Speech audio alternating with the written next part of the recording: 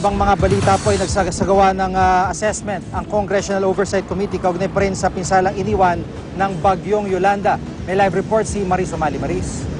Yes, Jiggy, sa pagpapatuloy nga ng pagdinig ngayong araw ng Congressional Oversight Committee on the Philippine Disaster Risk Reduction and Management Act of 2010, kaugnay sa post-disaster assessment, nilinaw ni DILG Secretary Marojas na nung nag-usap sila ng Tacloban Mayor Alfred Romualdez matapos tumama ang Bagyong Yolanda, ay siniguro na nitong hindi nila papabayaan ang Tacloban. Hindi raw pwedeng bahala na kayo.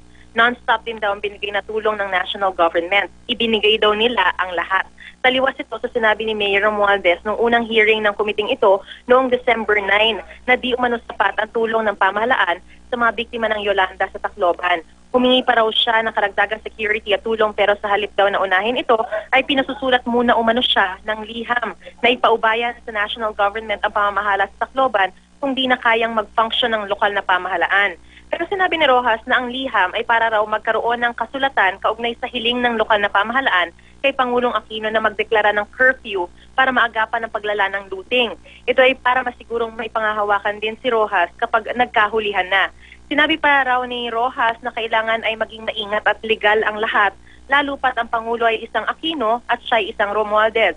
Sa pagdinig ngayong hapon, Jiggy, inamin ni Rojas na sinabi nga niya ito dahil totoo naman ito at baka mabigyan lang ng kulay kaya kailangan maging maingat.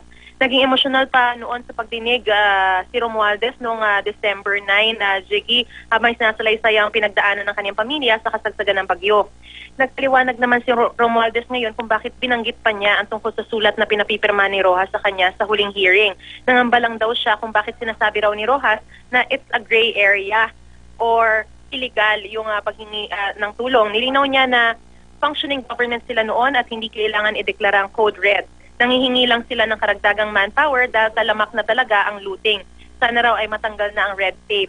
Magkasulungat ang mga pahayag ng dalawa at dahil unang pagkakataong dadalo si Rojas sa pagdinig na ito, inabangan ng tila face-off ni na Rojas at Romualdez. Pero maganda naman ang kanilang pagharap, naging cordial ang dalawa sa isa't isa. Nagkamay pa si na Rojas at Romualdez at nag-usap ng kaunti at tinapik pa nila ang likod ng isa't isa matapos magkumustahan.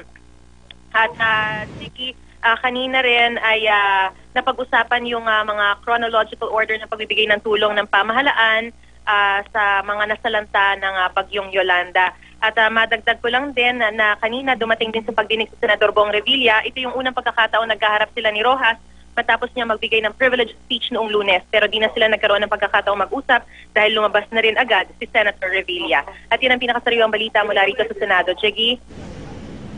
Maraming salamat, Maris Umali.